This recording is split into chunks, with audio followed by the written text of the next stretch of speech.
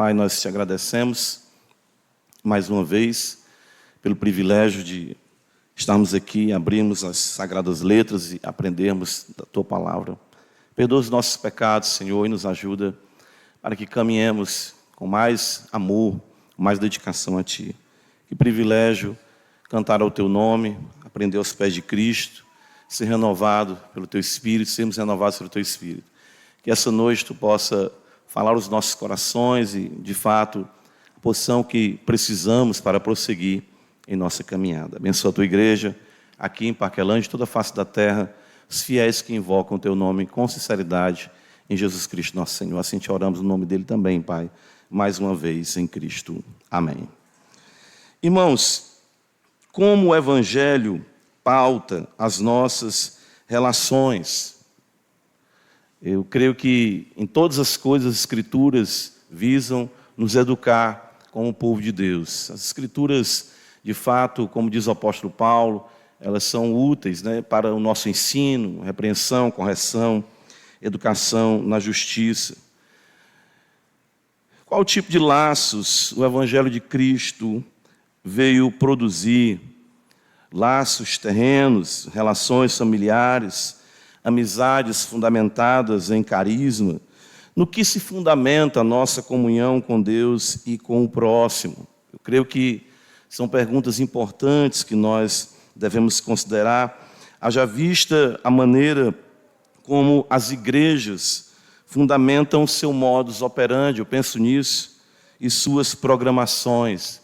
Entenda, não que seja ou que sejam erradas as relações familiares e as amizades, mas são elas, de fato, o fundamento da nossa comunhão? Por que nós estamos aqui? Porque nós gostamos de determinadas pessoas mais do que de outras, nos afinamos mais com umas pessoas do que com outras, porque nós crescemos na igreja, porque construímos laços que duram por décadas.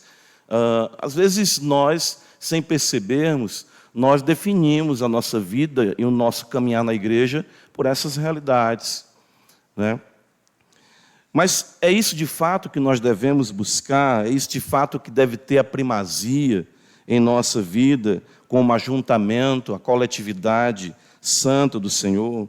Ou nós temos algo mais profundo que fundamenta e justifica nossas relações?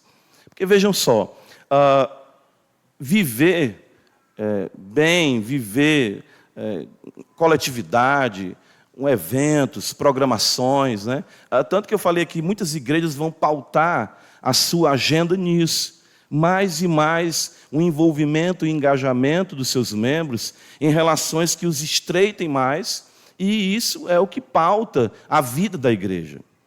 Mas será que deve ser isso também que nós devemos buscar? Ou seja, nos preocuparmos tanto em estarmos alinhados uns com os outros, mais do que com o Evangelho de nosso Senhor e Salvador Jesus Cristo? Entenda, não é que não seja positivo isso, é o que nós estamos asseverando aqui.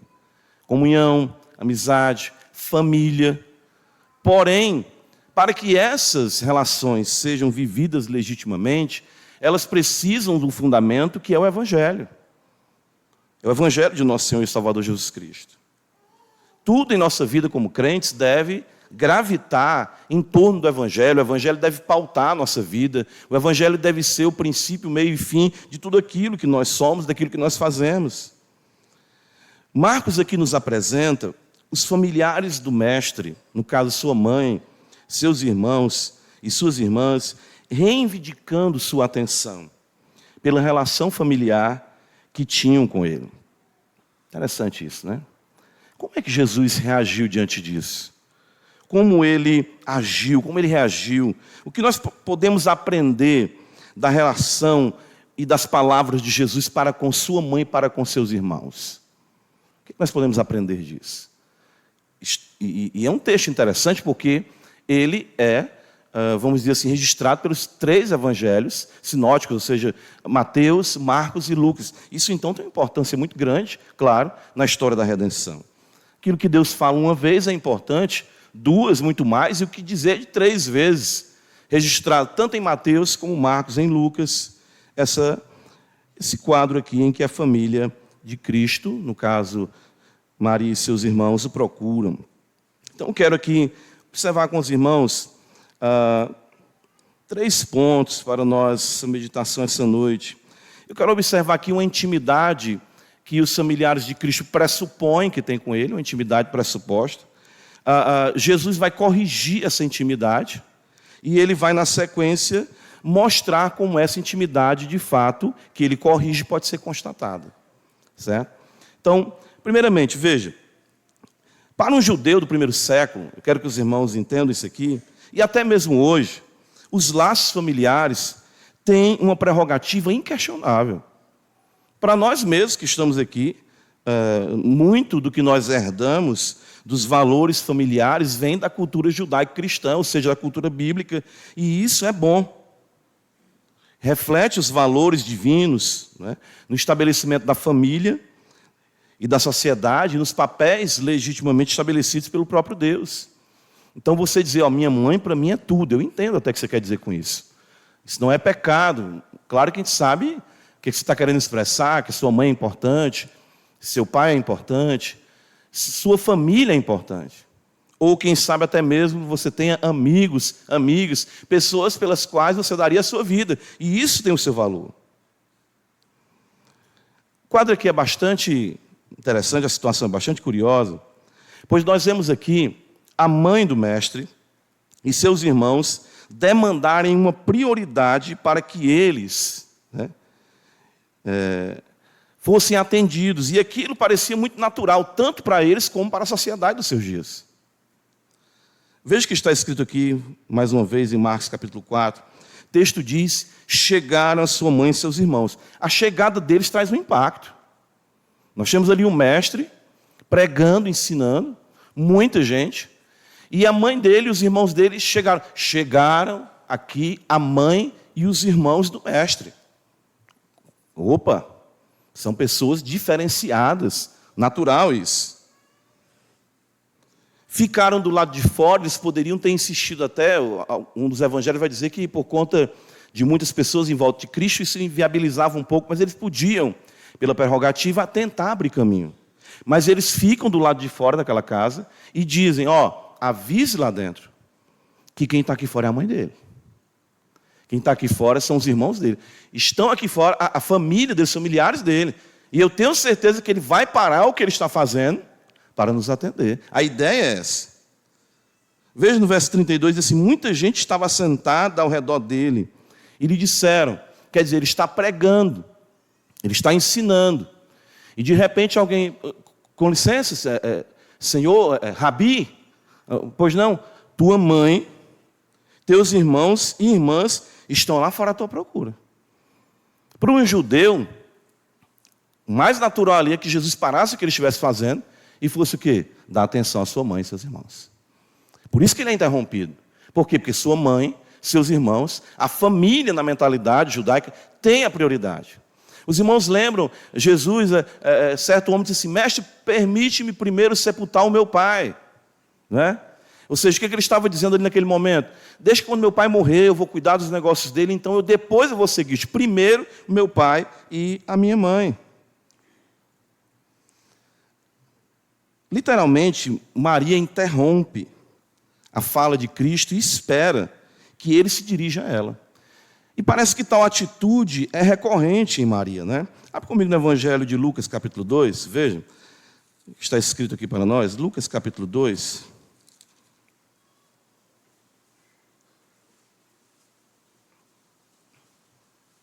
A Escritura nos diz assim, a gente falou até desse texto na semana passada também, Jesus no meio dos doutores ali, e no versículo 48, e Lucas diz, logo que seus pais o viram, ficaram maravilhados, e sua mãe lhe disse, filho, por que fizeste assim conosco? Teu pai e eu aflitos, estamos à tua procura. Evangelho de João, mais à frente, capítulo 2, os irmãos vão lembrar do texto, das bodas de Caná, na Galileia. Parece que Maria, né, pela sua relação natural com Cristo, sendo mãe do Senhor, escolhida para concebê-lo, ela entendia uma prerrogativa, né, ou uma familiaridade com ele que Ninguém mais tinha além dela. João capítulo 2, verso 3 e 4. Tendo acabado o vinho, a mãe de Jesus lhe disse: eles não têm mais vinho. Ela vai até ele. Versículo 4. Mas Jesus lhe disse: mulher, que tenho eu contigo? Ainda não é chegada a minha hora. O que o texto nos mostra aqui, interessante nessa recorrência de Maria e também no texto de Marcos, é algo totalmente inesperado por parte daqueles que estavam ali. Porque o Senhor Jesus vai apresentar aqui para mim, para você, para nós, que existem prioridades e existem prioridades no reino de Deus. Principalmente quando nós consideramos os propósitos de Deus. Ora, Jesus estava ensinando, Jesus estava pregando. Ele estava cuidando dos negócios do seu pai, como ele falou ali em Lucas, capítulo 2. Dessa forma, Jesus ensina para a sua própria mãe, para os seus irmãos, para todos que estavam ali, que o reino de Deus sempre deve vir em primeiro lugar. Sempre. Sempre a causa de Deus, o reino de Deus, deve vir em primeiro lugar. Jesus não estava aqui violando o 5º mandamento, honra teu pai e tua mãe. Jesus não estava invalidando os 30 anos, ou mais de 30 anos de convivência, da dedicação de sua mãe ou da relação com seus irmãos. Mas ele estava em uma missão, ele tinha um foco, ele tinha um propósito. Pouco tempo lhe restava para pregar o evangelho, e a sua família ainda continuava demandando, mediante uma percepção natural, prioridades que não estavam na agenda do reino de Deus. Por isso que o Senhor Jesus vai dizer, nós conhecemos bem o texto, em Mateus capítulo 6, no versículo 48, o Senhor nos diz: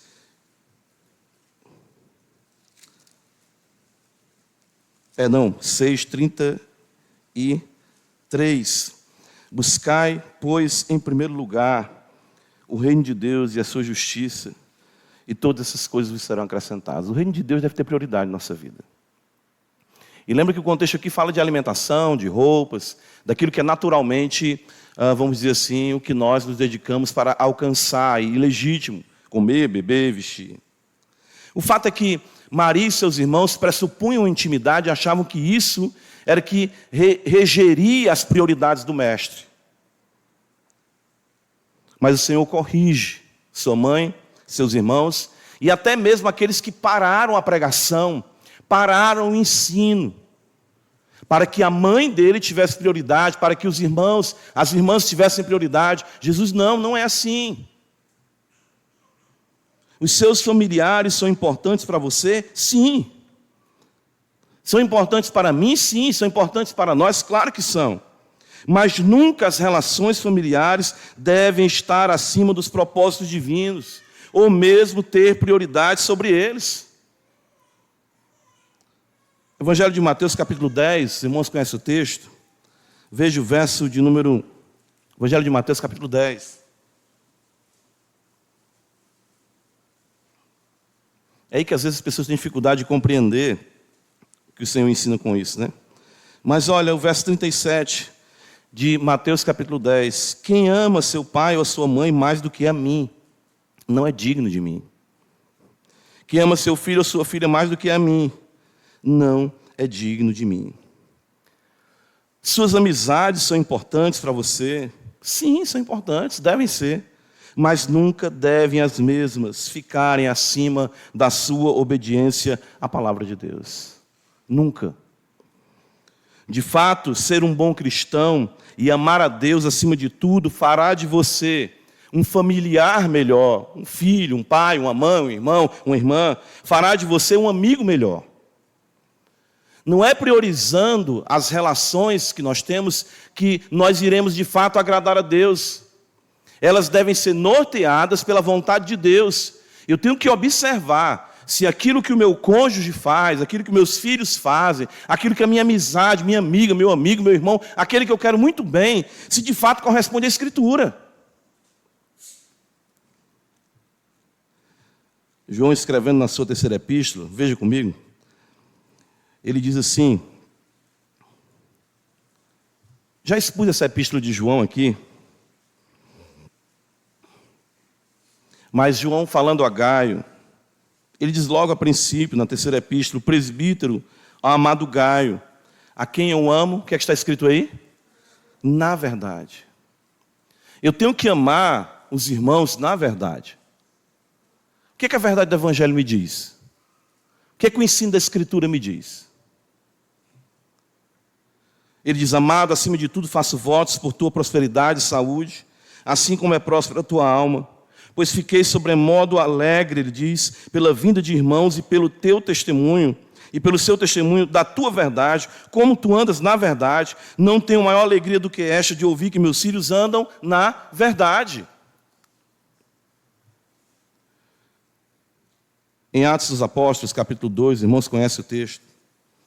A Escritura diz, uma vez que 3.000 almas são agregadas ali com a pregação de Pedro, Lucas, então, traz um registro para nós de como vivia a comunidade dos primeiros cristãos. E ele diz, e perseveravam na doutrina dos apóstolos. E na sequência em quê? Na comunhão. A doutrina, a palavra, a verdade, sempre deve vir em primeiro lugar. Porque é nisso que nós diferimos do mundo. O mundo se congrega, as pessoas se unem, as pessoas se aconchegam, se abraçam, porque gostam das outras. Isso é tudo para mim. Mas o cristão ama na verdade. O cristão se alinha com quem se alinha com Deus. Nós temos que entender isso. A nossa comunhão como crentes e como igreja deve estar pautada sempre na verdade. Ora, se Jesus agiu dessa forma com a sua mãe, com os seus irmãos, que queriam prerrogativa, queriam prioridade, eles, não é assim. Não é porque o seu sangue corre nas minhas veias que eu vou assentir com tudo que você fala. Nós devemos perseverar na doutrina dos apóstolos e na comunhão. Porque a comunhão verdadeira, a comunhão cristã, ela nunca negocia os princípios das Sagradas Escrituras. Senão nós vamos ser igual ao mundo. Você vai no mundo aí, as pessoas têm muitas afinidades. Se você de repente começar a gostar, sei lá, de aeromodelos, você vai encontrar muita gente. Eu me lembro quando eu era jovem, eu gostava de alguma, né? Eu gostava de uma banda de rock, quando eu gostava daquela banda de rock, tinha muitas pessoas ali que aí ficavam, né, meio chapa, né? Tal, legal, aquela coisa. Meu amigo bate no peito, se aproxima. Cantava um verso, outro completava, né? Juntos, né? Levantando as mãos. Mas pronto, era aquilo ali. A nossa união era em quê? Na música, no rock, naquela coisa que a gente gostava. Assim, irmãos, muitas pessoas na igreja também agem dessa forma. Equivocadamente, acham que por conta da afinidade que tem umas com as outras, deve anular o juízo de valor que as Escrituras trazem para nós. Eu sei que não é muito bom de citar a nossa vida como pregador, mas eu sempre gostei da minha esposa quando ela disse para mim assim, você nunca vai ter meu apoio quando você estiver errado. Ela já disse para mim isso várias vezes. Porque é interessante que familiar, né, amigo, diz assim, eu estou com você, seja no que for. Não, nós temos que ser pela verdade. E a verdade nortear nossas relações familiares, nossas relações no trabalho, nossas relações na escola, nossas relações na igreja. Volta comigo para Marcos capítulo 3.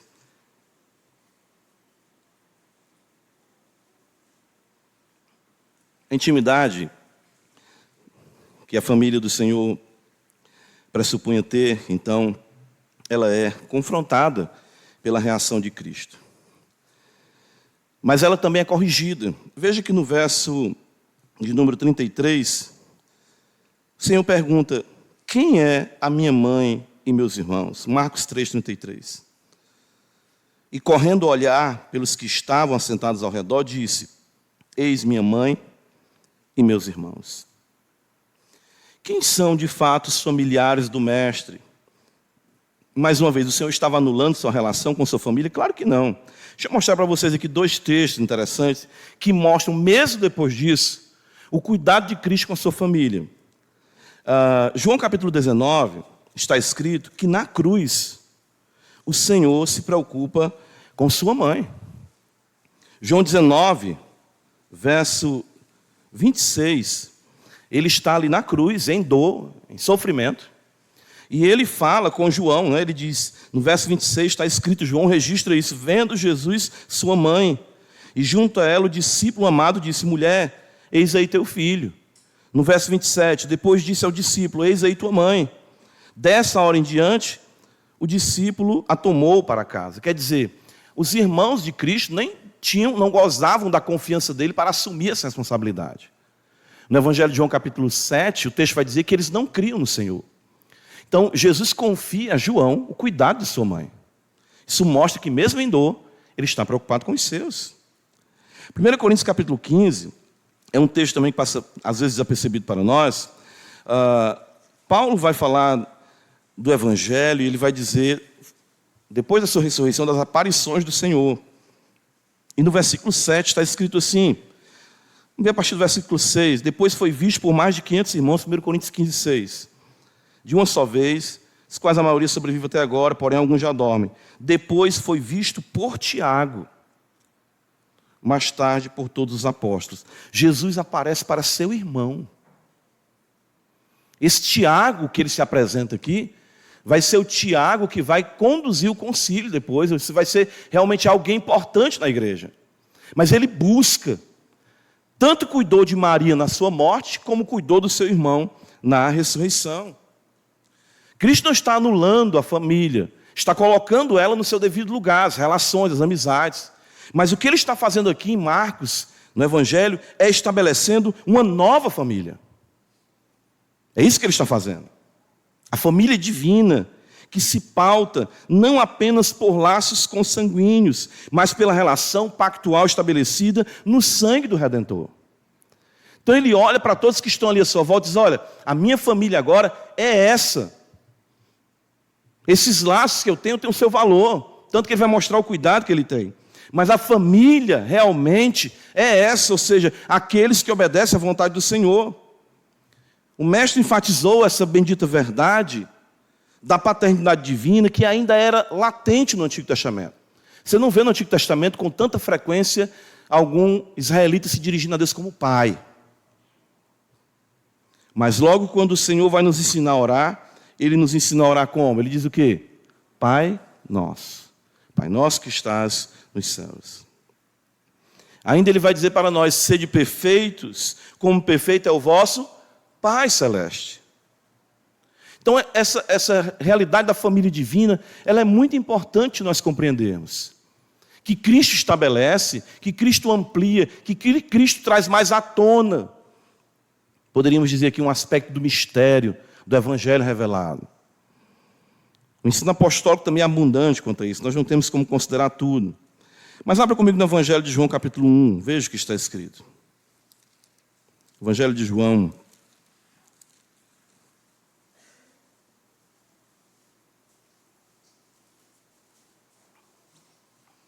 Capítulo 1.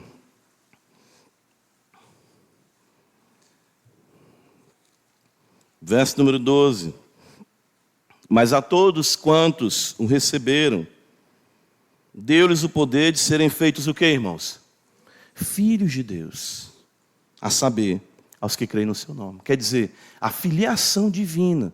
Nós somos colocados na família de Deus. De fato, irmãos, isso aqui é algo glorioso. Por quê? Porque se Deus perdoasse os nossos pecados e não nos lançasse no inferno, só isso aí já seria muito gozo, muita alegria. Mas Ele não se satisfaz apenas em nos perdoar. Ele nos faz família dEle. Não é interessante, né? Ou seja, você tem pessoas, e é natural isso, já falei, isso não é problema, né? Tem pessoas que você recebe no seu portão, tem pessoas que você recebe na sua sala, tem pessoas que adentram da sua cozinha. Isso aí são, vamos dizer assim, graus de proximidade e intimidade que você tem. Então, tem pessoas que você come junto com mais frequência, pessoas que você se assenta, estão mais próximas da sua mesa. Né? Dos 500 tinha 70, dos 70 tinha 12, do 12 tinha 3, de 3 tinha 1 que reclinava a cabeça no peito do Senhor. Isso acontece. Mas o fato é que, com Deus, Ele nos colocou a todos nós dentro de uma realidade de intimidade única. Por isso que Pedro vai dizer, quando chega na casa de Cornélio, prega a palavra para aquelas pessoas, de certo modo, bárbaras, gentias, muitas delas sem um conhecimento apurado das Escrituras, como eles tinham. Ele diz: vejo que para com Deus não há acepção de pessoas. Você, com a história terrível, com o passado que lhe condena, Cristo fez de você membro da família divina. Deu-lhes o poder de serem feitos filhos de Deus. E isso é maravilhoso porque nós passamos a vivenciar uma relação tão íntima com Deus. Claro, ninguém adentra no âmbito da intimidade da Trindade, mas o fato é que isso é tão glorioso que nós somos feitos um com Cristo. E Cristo, né, com o Pai. E na oração ele diz: Pai, minha oração é essa, né? Eu neles, tu em mim. Ou seja, uma relação de intimidade única com um Deus vivo e verdadeiro. E isso vem nesse contexto da família divina. Romanos capítulo 8, veja o apóstolo Paulo. Eu selecionei apenas alguns textos para nós observarmos aqui. O apóstolo Paulo vai dizer para nós, você pode estar lembrando até de outros textos. Romanos 8, verso 14.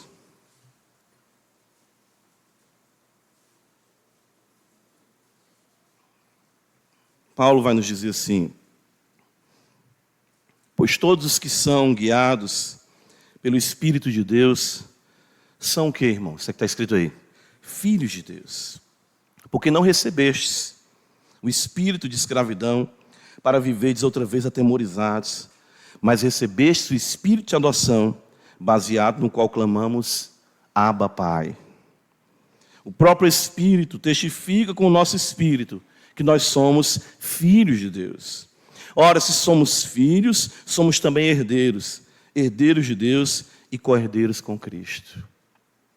Vocês não já pararam para pensar nisso? Às vezes nós ficamos valorizando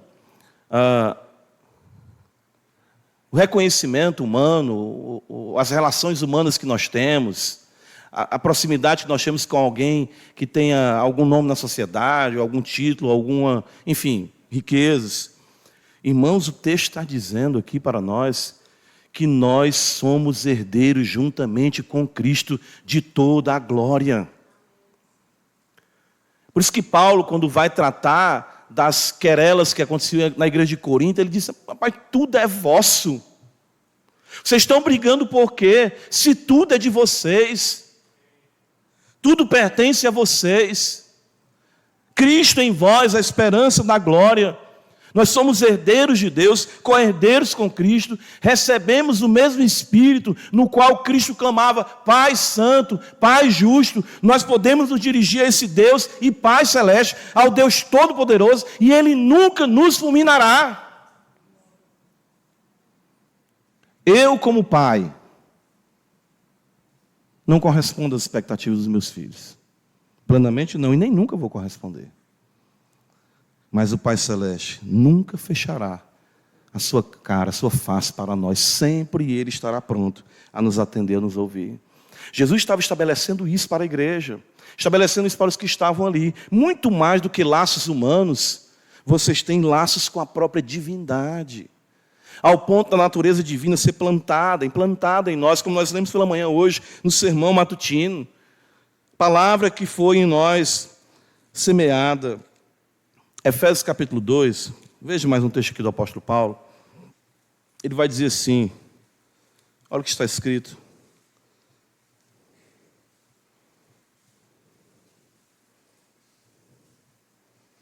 Eu vou ler aqui o contexto para depois a gente ir para o verso de número 19, mas olha o que está escrito aqui, olha, verso 11 primeiro. Portanto, lembrai-vos.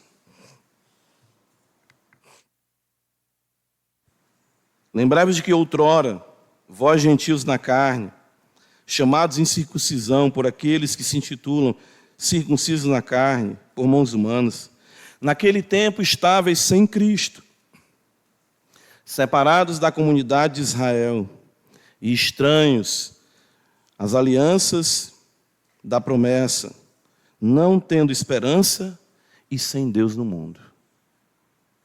Agora o verso 19.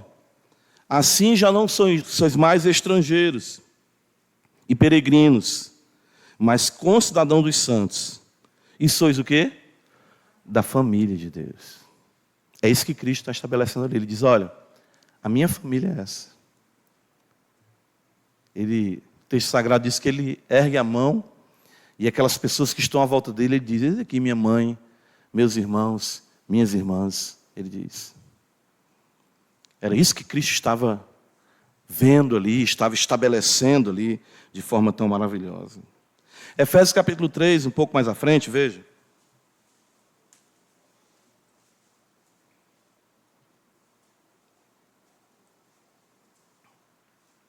Paulo vai dizer na sua oração, segunda oração que ele faz pelos Efésios, no verso 14 ele diz, por esta causa me ponho de joelhos diante do Pai. Olha a beleza do verso 15.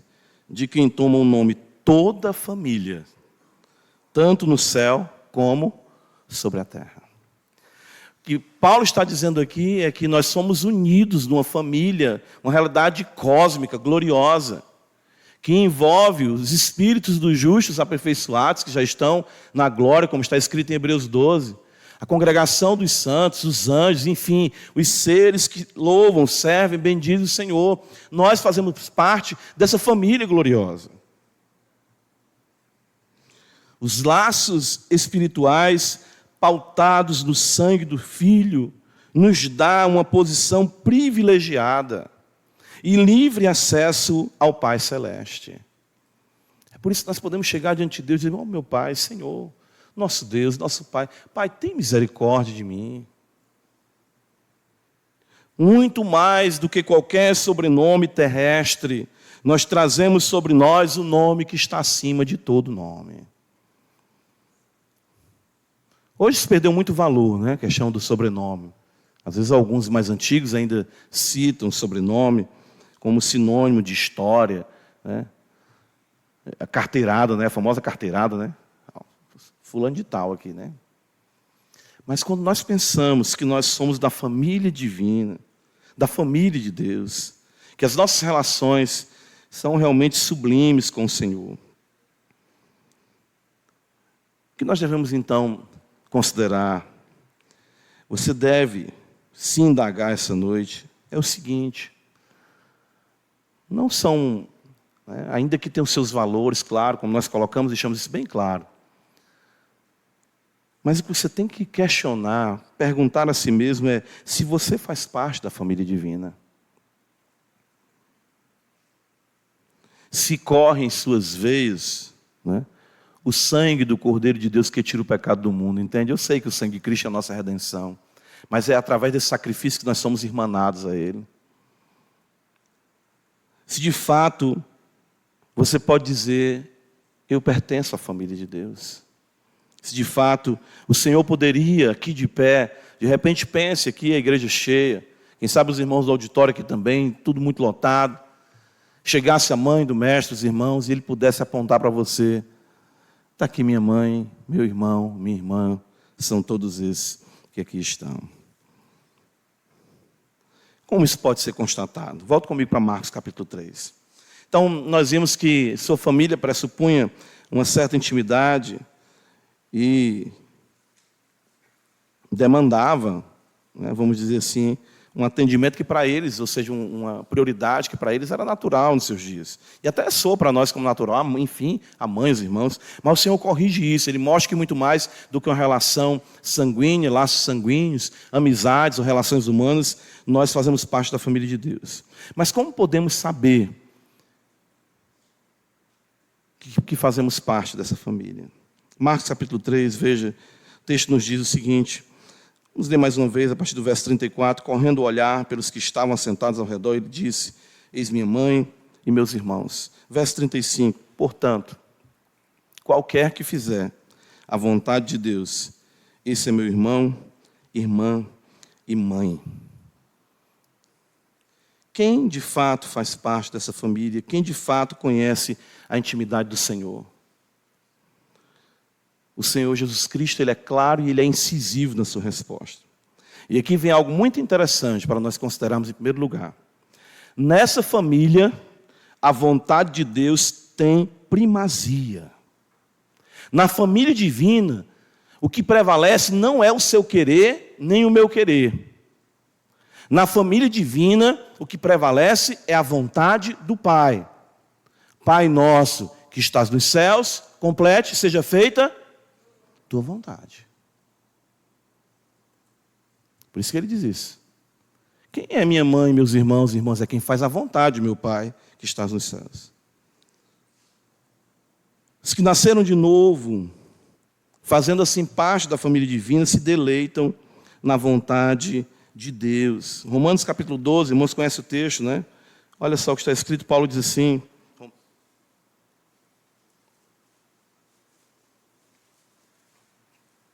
Romanos 12, ele diz: e não vos conformeis com este século, Paulo fala, mas transformai-vos pela renovação da vossa mente para que experimenteis. Olha o que está escrito aí. Paulo diz assim: qual seja a boa, agradável e perfeita vontade de Deus. Então, o crente, o homem, a mulher nascidos de novo, a vontade de Deus para eles é sempre algo bom, agradável e perfeito. Sempre. O Filho de Deus vai sempre dizer: não, Senhor, o Senhor sabe o que é melhor, amém. Aconteça o que acontecer, Ele é a tua vontade. O Senhor está no controle de todas as coisas. É por isso que é tão destoante o espernear do crente, está entendendo? Quando eu era criança, né? Malino, maluvido, né? Quando eu não tinha o que eu queria, o que é que eu fazia? Eu gritava, esperneava para que aquilo me fosse dado. Por quê? Porque a vontade dos meus pais não era agradável a mim.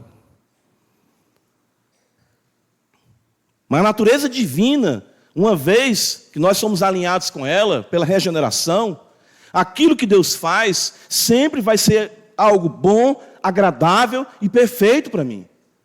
Porque eu sei que Deus nunca deixará vir para mim aquilo que não for bom. Aquilo que não for perfeito.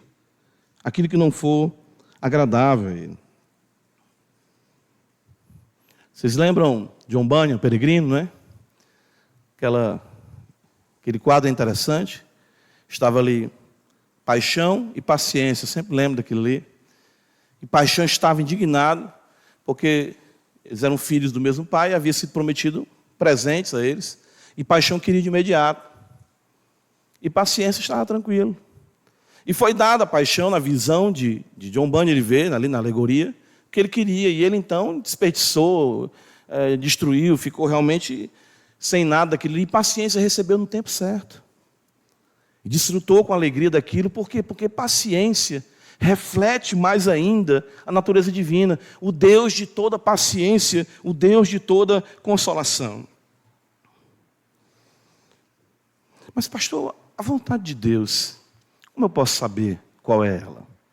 Quando a gente vai para Marcos 3, no verso 35, ele fala, o Senhor Jesus, de qualquer que fizer a vontade de Deus. Mas eu quero que você abra comigo no texto paralelo de Lucas, capítulo 8, veja. Onde Lucas registra esse mesmo fato, e ele vai nos trazer uma luz maior daquilo que seja a vontade de Deus.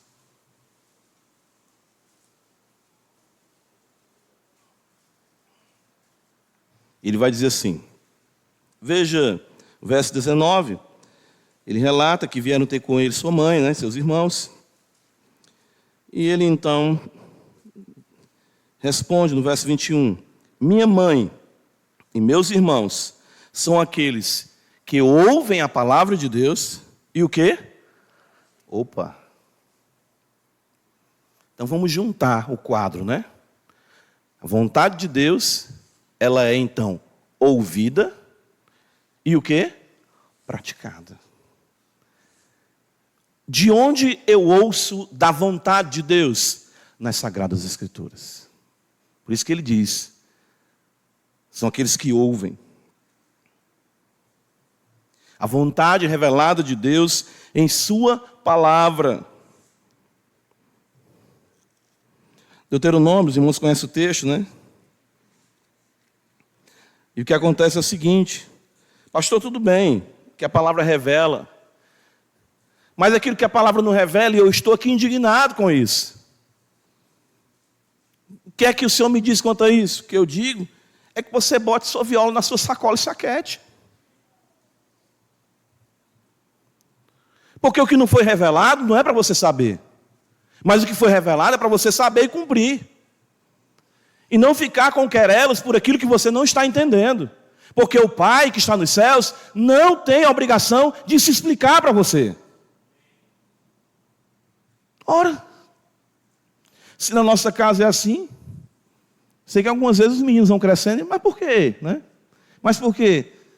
Porque eu sou seu pai, eu estou mandando. Deuteronômio 29, as coisas encobertas pertencem ao Senhor, nosso Deus. As reveladas nos pertencem a nós e nossos filhos, para sempre, para que cumpramos todas as palavras dessa lei. O que Deus quer que nós saibamos, Ele o revela. E se encontra nas Escrituras que é de fato a sua vontade, que nós chamamos de preceito, a sua vontade revelada. Ouve Israel, ouvir a palavra de Deus. Porém, Lucas, ele vai indo um pouco mais além, quando destaca que além de ouvir, é necessário praticar a palavra de Deus. E isso é determinante, pois muitos gostam e até destilam conhecimento teológico, e hoje, meu Deus, como isso chega a ser algo que nos causa uma certa ojeriza. Todo mundo é mestre. Todo mundo prega no YouTube, todo mundo tem canal, todo mundo é teólogo, todo mundo é teólogo, todo mundo é teóloga. Teóloga. Todo mundo. Todo mundo faz, como é que é ler um livro, faz o quê? Como é que dá o nome, hein? Hã? Eu nem sei como é que dá o nome. A resenha, não, tem outro nome que dá, né? Review. Li o livro tal e quero dizer isso e aquilo. Meu irmão, minha irmã, procure uma louça para lavar, né? Procure um carro para organizar, arrume suas coisas, cuide da sua esposa, vá orar, fuja dos holofotes. Que coisa absurda. É assim, sinceramente, que mal é esse? Que mal é esse nossa época?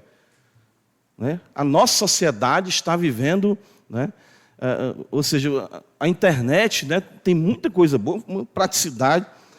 Você vê hoje tantas coisas a gente resolve pelo celular, né, tudo à palma da mão, mas também a oportunidade para todo mundo falar o que pensa de bobagem, de besteira, é uma coisa impressionante. E os crentes foram picados, seduzidos por essa questão de ter que emitir o parecer de tudo, em todas as coisas da internet. Orar. O local mais visitado, irmãos, é aquele onde ninguém sabe que você está, mas Deus só Ele está ali vendo, que é no seu quarto de oração. É impressionante isso. É impressionante isso que nós estamos vivendo. Conhecer a vontade de Deus, ouvir a palavra e praticar, não apenas destilar conhecimento teológico, hoje isso é demais. Mateus capítulo 7, interessante isso, irmãos, que às vezes você diz assim, mas pastor, o senhor está sendo pessimista quanto a isso aí. Não, irmãos, olha, Jonathan Edwards, que foi instrumento de Deus, e ele vivenciou 2 grandes avivamentos no século XVIII, ele percebeu e ele escreveu livros sobre isso. Ele escreveu livros sobre isso. Todo avivamento, toda obra de Deus verdadeira, sempre vem seguido pelo arremedo de Satanás, para confundir, para perturbar. Então ele escreve os sinais de uma verdadeira espiritualidade, sinais autênticos de um avivamento realmente espiritual, porque o diabo sempre vem imitando aquilo ali para confundir as pessoas. E é interessante porque essas coisas da vida, da vontade de Deus, a palavra, você para realmente saber alguma coisa, você precisa de tempo.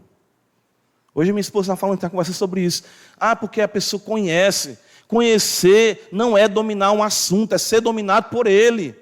E às vezes isso leva 10, 20, 30 anos. Não é porque você tem um entendimento intelectual que você entendeu de fato aquilo ali, não. Por isso Jesus fala, ouvir e praticar. Praticar é viver isso, a vida comum. A teologia é realmente que vai ser plasmada no seu ser. Mateus 7, o Senhor Jesus, então, vai dizer, no verso 21, irmãos, isso é assustador. Hoje eu terminou a escola, um irmão me procurou no gabinete e estava falando sobre isso. Pessoas que passam a vida toda, às vezes pregando, ensinando, vivendo e vibrando com igreja, com instituição, mas no final de tudo, nem todo que me diz Senhor, Senhor entrará no reino dos céus, mas aquele que faz o quê? A vontade de quem? Meu Pai que está nos céus. Veja, a família divina. Mais importante do que entendimento teológico é ser nascido de Deus, amá-lo e obedecê-lo. Não é que uma coisa exclui a outra. Mas nós excluímos sim. Jesus falou, você fica aí, Senhor, Senhor, eu faço isso, faço aquilo. Eu quero saber uma coisa, se o Pai que está nos céus é seu Pai, se você o ama, se o seu coração pulsa, vibra por Ele. Muitos naquele dia hão de dizer, Senhor, Senhor, porventura não temos nós profetizado em Teu nome? Olha, em Teu nome não expelimos demônios, que coisa, e em Teu nome não fizemos muitos milagres, então lhes direi explicitamente, nunca vos conheci. A ideia aqui é intimidade, é disso que nós estamos tratando no texto, o estabelecimento da família divina, ela está pautada nessa intimidade que o Senhor revela àqueles que o temem. É por isso que você vai observar tantas pessoas. Irmãos, todo apóstata foi um grande defensor da fé um dia. Todo apóstata. É por isso que ele é apóstata. Ele abandona a fé. Mas ele maravilhado. O grego, o hebraico, isso, aquilo, as nuances teológicas, tal. A relação do Antigo e do Novo Testamento. Compreender isso, compreender aquilo outro. Pode procurar. Essa pessoa, ela não sabe o que é quarto de oração. Amar o Pai, estar no meu Pai Celeste. Que bom estar aqui essa noite, essa manhã. Oh Jesus, eu me coloco aqui aos teus pés. Jesus amado, bendito. Que bom estar aqui, Senhor. Como é bom orar. Como é bom clamar ao Senhor. Pode procurar. Pode procurar isso aí. Porque o amor é que vai fundamentar a verdadeira relação com Deus. Isso Paulo vai dizer para nós, que o que importa em Cristo Jesus é a fé que atua pelo amor, em Gálatas 5:6. Apartai-vos de mim, vós os que praticais a iniquidade. De fato, irmãos, a obediência caracteriza os que são filhos de Deus. Evangelho de João capítulo 14, veja o que está escrito, João capítulo 14.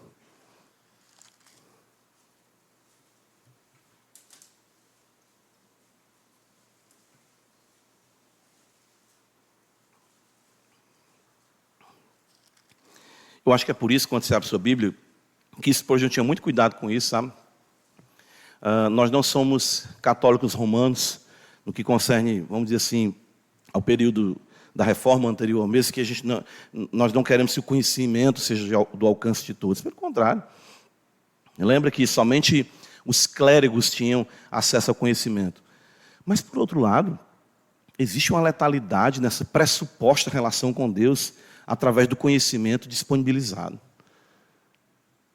E o conhecimento teológico se torna letal para muitas pessoas. Porque elas acham que porque dominam teologia, compreendem o Deus da teologia. E não é nada disso. Uma coisa não tem nada a ver com a outra nesse sentido. Teologia bem feita, compreensão, temor, a piedade, teologia feita realmente com temor diante de Deus, ela começa com a vida simples de oração e leitura da sua Bíblia como crente. Todo crente, por si só, na sua relação com a sua Bíblia, no seu quarto de oração, é um teólogo. Um dos primeiros livros que eu li sobre teologia dizia isso. O simples ato de você abrir sua Bíblia e orar ao Senhor, isso é fazer teologia. Mas hoje as pessoas, hoje em dia, eu tenho falado isso, as pessoas estão mercadejando a palavra de Deus. É demais, é curso demais, é curso para saber orar. É curso para ler a Bíblia. Aprenda comigo como... Meu Deus, irmãos, isso é de uma aberração que eu não sei mais. Meu Deus, onde é que nós vamos parar com isso? Evangelho de João, capítulo 14, verso 21, Jesus vai dizer assim: aquele que tem os meus mandamentos e os guarda, esse é o que me ama. Está vendo só? Vamos ler de novo. Aquele que tem os meus mandamentos e os guarda. Lucas fala ali, ouvir e praticar, mesma coisa. Esse é o quê? O que está escrito? Me ama. E aquele que me ama será amado por meu. Aí não está por meu Deus, está por meu Pai. Contexto da família divina. Amado por meu Pai. E eu também o amarei e me manifestarei a Ele. Percebe? A relação com a família divina, ou seja, a família que Deus estabeleceu, nos faz seus filhos, nos dá prazer na sua vontade revelada, a qual não é questionada por nós, mas aceita, nos submetemos a ela. Procuramos então ouvir o que Ele tem para nos dizer e cumprir. Por quê? Porque Ele é meu Pai, eu amo Ele. E o que Ele me diz sempre é bom, agradável e o quê? Perfeito para mim. Simples isso. Obedecer a Deus é conhecê-lo. A vontade do Senhor revelada em sua palavra é a obediência para a vida e o que caracteriza a natureza divina em nós. Você é filho de Deus? No mundo isso é uma coisa, uma fala comum. E não tem um problema quanto a isso, tá, irmãos? Com o tempo a gente aprende, todo homem é filho de Deus. Por criação, sim, ou seja, todo homem procede de Deus. Foi Deus quem criou todas as coisas. Mas essa relação íntima com o Pai, essa filiação, esse conhecimento da sua vontade revelada, ouvir a sua voz, praticar, isso é sobrenatural. Você, então, constatará que faz parte da família divina por obedecer a palavra em amor. Pronto, só isso.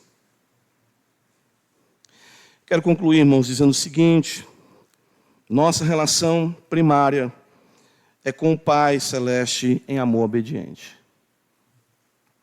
Nós temos relações aqui nesse mundo? Temos. Nossa família é importante? Sim. Nossos amigos são importantes? Sim. Porém, tais relações jamais podem estar acima da vontade de Deus. Jamais tais relações devem concorrer com o reino de Deus. Ame a Deus e você será um bom pai, um bom marido, um bom filho, uma boa esposa, uma boa mãe. Ame a Deus e você será um amigo melhor, um irmão melhor para a glória de Deus. Amém? Vamos orar. Graças te damos, Senhor, por tua palavra. Ela é a verdade.